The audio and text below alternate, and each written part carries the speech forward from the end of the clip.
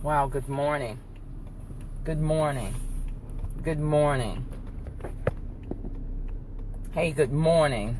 Good morning. I won't be on here but a moment, but I did want to come on and share.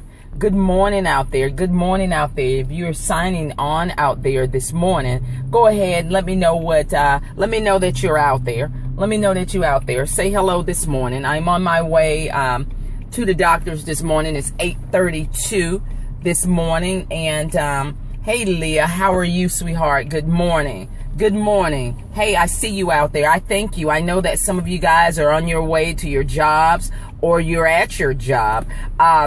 But I wanted to jump on this morning as I was headed to the doctor's. Hey, Sheila Hudson, how are you, sweetheart? Hope all is well with you. But as I said, I won't linger before you long, but I definitely wanted to share this. Hey, Kim, how are you, Sarah? How are things in Colombia? But I wanted to jump on this morning because when your hey, Joseph, how are you, Mr. Joseph? Good morning. When your 11-year-old son comes in the room, hey, Tess, how are you? When Maisha, when your 11-year-old son, let me close this here because the sun is not that well this morning. But when your 11-year-old son comes in the room and simply say to you, he laid on my bed. He put his head on my shoulders, and he simply said to you, and usually I leave my political views and I leave my personal views definitely off of social media because I believe that this is not the platform for it. Your platform is your vote. You're making sure that you get out there and vote, making sure that you become a part of something that's going to improve our communities and improve who we are as a people. I'm not going to vent my frustration or get on here and use words that is not pleasing in the sight of God and definitely not pleasing in the sight of my children. But my son got up this morning. He laid his head on my chest this morning, and he simply said to me, and it broke my heart because he said to me, "Mommy, I'm a black man.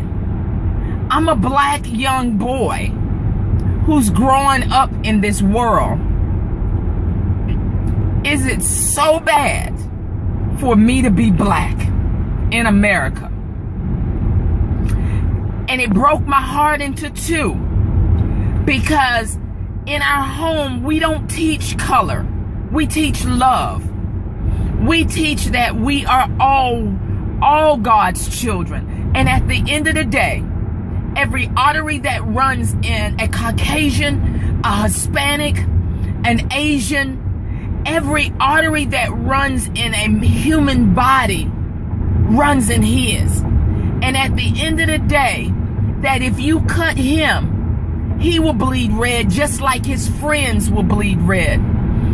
And I had to hold this little boy and let him know that beyond, no matter what the media shows you, that you matter. And that the color of your skin is never a bad thing, but that you were created in God's image to be that wonderful and amazing young man that I'm raising in this world to produce and to change the world and to impact the lives that he come in contact with. That you will never, ever, ever be devalued in my eyes and in my home and in the world in which I put you in. But that you know beyond a shadow of a doubt that when you walk into your school, that you walk with your head up, that you know that you're inferior to no one, and that no matter what they do to men that look like you, in the eyes of God, you are his magnificent creation. I hate the fact that the world is making me have these conversations with an 11-year-old boy who just loves life, who says to me, I am one day gonna be 6'4", mama. The doctor says I'm gonna be 6'4". Does that make me look like a big, angry black man? And I just started to weep again. And I just started to pray, and I started to plead the blood of Jesus over my child's life yet again, like I do each and every day. Let your sons know, because they are turning on these televisions. And, I didn't even know that someone else from Charlotte was killed on last evening, because I do not watch television. Social media letting me know what's going on in this world. But when my son gets up in the morning before I do and get dressed, and he turns on the television, and when he sees yet another man that has his skin tone has been gunned down and shot down, his heart melts. My heart melted. And to know that this little boy, I have told him all his life that he could be anything that he wants to be, including the President of the United States. I have told him that there are no limits of what he can do. And I have to fight against society and their beliefs and what they think. And when he said to me, Mommy, they shot the terrorist and they let him live. And I said, my God, son, you pay attention like that? And he said, how can you not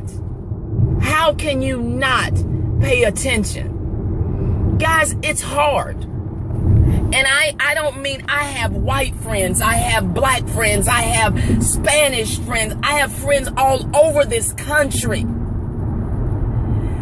But I simply realize once again, if you've never walked in the shoes in which our sons are facing, if you've never watched in the shoes, my grandmother used to say to me, and my mom always said to me, and I carry this over in my house, she simply said to me, sweetheart, get it up here, because that's the one thing they cannot take away from you.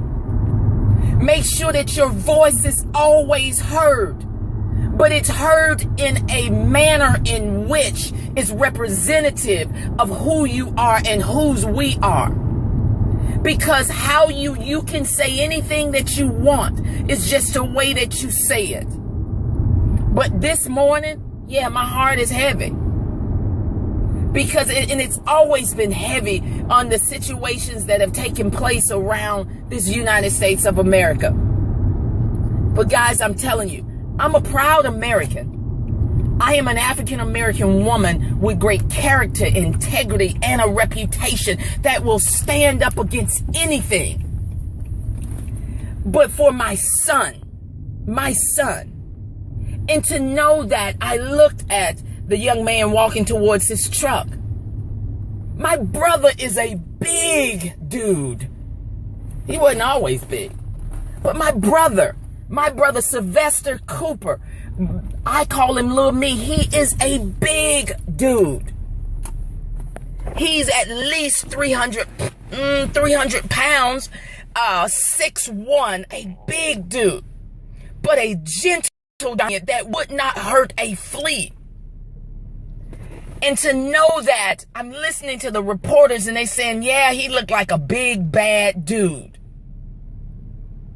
He's a gentle giant. And so many times society take our size. We didn't ask to be that size. God created us to be big, fast dudes. But we didn't ask to be that size.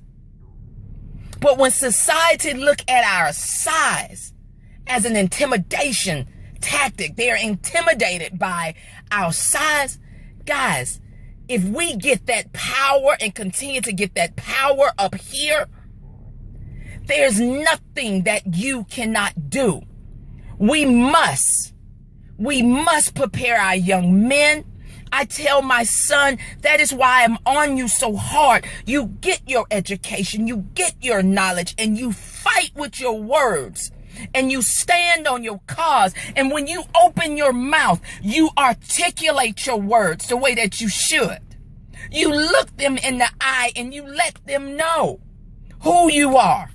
That you are a child of a king. But your mother is Martha Shawnette Cooper Hudson and your daddy is Michael T. Hudson. And they have raised you to be an impeccable young man that will impact this world with who you are and whose you are. So guys, I challenge you, have a conversation with your young men. Let them know. That is why my home is a peace zone. Women, my husband don't come home to hell. He comes home to a loving wife. There's no arguing. There's no fighting. Now, we might be passionate about what we think. But he come home to a house in which he can lay his head down and know, because society beat them up every day. You hold them up because they have to deal with a lot in this world. You let them know that you love them and that they are absolutely amazing. But now I'm not asking you to just take, if they're not on the up and up, then I'm not asking you to do that. But I'm asking you to create a world and a home in which your sons and your husbands can come home and say, the world beat me up, but you build me up. And because of that, I'm going to go out there yet again tomorrow and stand up with dignity. And I'm going to fight this fight, and I'm going to take my journey, and I'm going to make my place in society right. Guys, love your sons.